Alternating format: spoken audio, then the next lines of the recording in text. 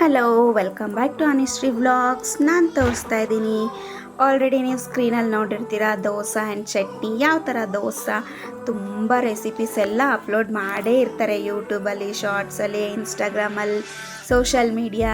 ತುಂಬಾ ಅಪ್ಡೇಟ್ ಆಗೋಗಿದೆ. ಇದರಲ್ಲಿ ನಾನು ತೋರಿಸೋದಂಥದ್ದು ಏನೂ ಇಲ್ಲ. ಬಟ್ ಆದರೂ ಸಹ ನಾನು ಮಾಡಿರೋವಂತಹ ರೆಸಿಪಿನ ನಿಮಗೆ ತೋರಿಸ್ತಾ ಇದ್ದೀನಿ. ಇನ್ಸ್ಟೆಂಟಾಗಿ ಮಲ್ಟಿಗ್ರೈನ್ ದೋಸೆ ಹೇಗೆ ಮಾಡೋದು ಅಂತ ಹೇಳಿ ಬೇಕಾಗಿರುವಂತಹ ಇಂಗ್ರೀಡಿಯೆಂಟ್ಸ್ ನೋಡ್ತಾ ಇದ್ದೀರಲ್ವ ನೀವು.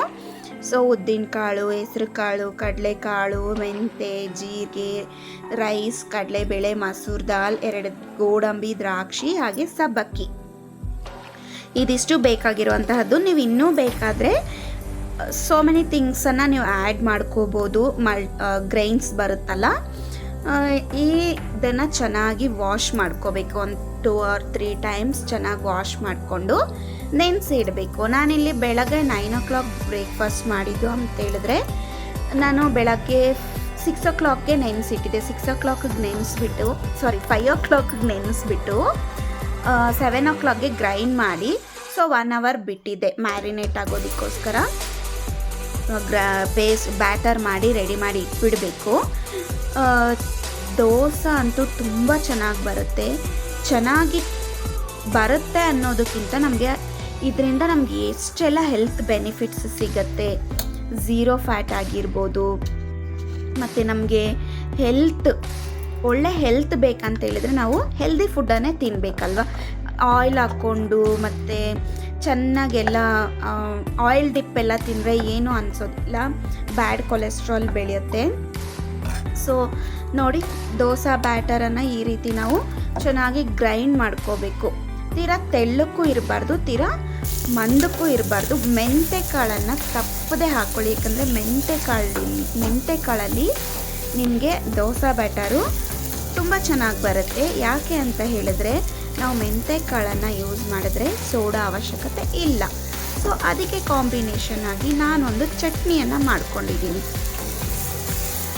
ಕಡಲೆಪಪ್ಪು, ಈರುಳ್ಳಿ, ಬೆಳ್ಳುಳ್ಳಿ, ಒಂದು ಚಿಕ್ಕದು ಟೊಮೆಟೊ, 2 ಒಣಗಿದ ಮೆಣಸಿನ್ಕಾಯಿ, ಅದ್ರ ಜೊತೆಗೆ ಒಂಚೂರು ಉದ್ದಿನಬೇಳೆ, ಹಾಗೆ ಕಡಲೆಬೇಳೆ ಹಾಕಿ ಯಾವ ಕಾಂಬಿನೇಷನ್ ಫ್ರೈ ಮಾಡ್ಕೊಂಡು ಚೆನ್ನಾಗಿ ಫ್ರೈ ಮಾಡ್ಕೋಬೇಕು. ಹಾಗೆ ಬೆಳ್ಳುಳ್ಳಿ, ಪುದೀನ. ನೀವು ಬೇಕಿದ್ರೆ ಯಾವ ಕಾಂಬಿನೇಷನ್ ಚಟ್ನಿ ಆದ್ರೂ ಮಾಡ್ಬೋದು, ಅಥವಾ ಕಾಯಿ ಚಟ್ನಿನ. ತುಂಬ ವೆರೈಟೀಸ್ ಆಫ್ ಚಟ್ನಿಗಳಿದೆ. ನೀವು ಯಾವುದು ಬೇಕಾದರೂ ನೀವು ಚೂಸ್ ಮಾಡಿಕೊಂಡು ಪಟ್ ಅಂತ 5 ನಿಮಿಷದಲ್ಲಿ ಯಾವುದಾಗುತ್ತೋ ಅದು ನೀವು ಮಾಡ್ಕೋಬೋದು. ಸೊ ನನಗೆ ಈಸಿಯಾಗಿರುವಂತಹ ಇಂಗ್ರೀಡಿಯೆಂಟ್ ಮಾಡ್ಕೊತೀನಿ. ಯಾಕಂದರೆ ಮಗು ಇರೋದ್ರಿಂದ ನಾನು ತುಂಬ ಲೇಟ್ ಪ್ರೋಸೆಸ್ ಎಲ್ಲ ಮಾಡ್ಕೊಂಡು ಇರೋಕ್ಕಾಗೋದಿಲ್ಲ. ಹಾಗಾಗಿ ಅಮ್ಮನೂ ಹೆಲ್ಪ್ ಮಾಡ್ತಾರೆ, ಇಲ್ಲ ಅಂತಲ್ಲ. ಬಟ್ ಆದರೂ ಸಹ ನಾವು ಬಾಣಂತನದಲ್ಲಿ ಸ್ವಲ್ಪ ಆ್ಯಕ್ಟಿವ್ ಆಗಿದ್ರೇ ಅಲ್ವಾ ನಮಗೂ ಹೆಲ್ದಿಯಾಗಿ ಇರೋದಕ್ಕೆ ಚೆನ್ನಾಗಿರೋದು. ಹಾಗಾಗಿ ನಾನು ಆದಷ್ಟು ಕೆಲಸನ ಮಾಡ್ಕೊಳ್ತಾ ಇರ್ತೀನಿ. ನೋಡ್ಬೋದು, ಚೆನ್ನಾಗಿ ಫ್ರೈ ಆಗಿದೆ. ಲಾಸ್ಟಲ್ಲಿ ಒಂಚೂರು ಕೊತ್ತಂಬರಿ ಸೊಪ್ಪು ತೊಳ್ಕೊಂಡು ಒಂಚೂರು ಹಾಕಿ ಚಟ್ನಿಯನ್ನು ಗ್ರೈಂಡ್ ಮಾಡ್ಕೊಬಿಡಿ. ಸೊ ಅಲ್ಲಿಗೆ ಚಟ್ನಿ ಮುಗಿಯುತ್ತೆ. ನೀವು ಚಟ್ನಿಯನ್ನು ಜಾರಿಂದ ತೆಗಿಬೇಕಾದ್ರೆ ಕೈಯನ್ನು ಯೂಸ್ ಮಾಡಬೇಡಿ, ಯಾಕಂದರೆ ಹಳ್ಸೋಗ್ಬಿಡುತ್ತೆ ಬೇಸಿಗೆ ಆಗಿರೋದ್ರಿಂದ.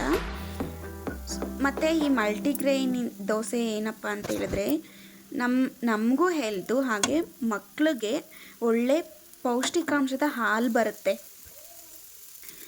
ಸೊ ನೋಡಿದ್ರಲ್ವ ದೋಸೆ ಎಷ್ಟು ಕ್ರಿಸ್ಪಿಯಾಗಿ ಬಂದಿದೆ, ಕಲರ್ ಆಗ್ಬೋದು ನೋಡಿ. ನಾನಿಲ್ಲಿ ಮೆನ್ಷನ್ ಮಾಡ್ತಾಯಿದ್ದೀನಿ, ನಾನು ಸೋಡಾ ಯೂಸ್ ಮಾಡಿಲ್ಲ. ಓಕೆನಾ? ನೀವು ಬೇಕಿದ್ರೆ ನೀವು ಸೋಡಾ ಹಾಕ್ಕೋಬೋದು, ಇವನ ಪೌಡ್ರ್ ಹಾಕ್ಕೋಬೋದು. ನೋಡ್ತಾ ಇದ್ದೀರಲ್ವ, ವಿಡಿಯೋ ಇಷ್ಟ ಆಗಿದ್ರೆ ಲೈಕ್ ಮಾಡಿ, ಶೇರ್ ಮಾಡಿ.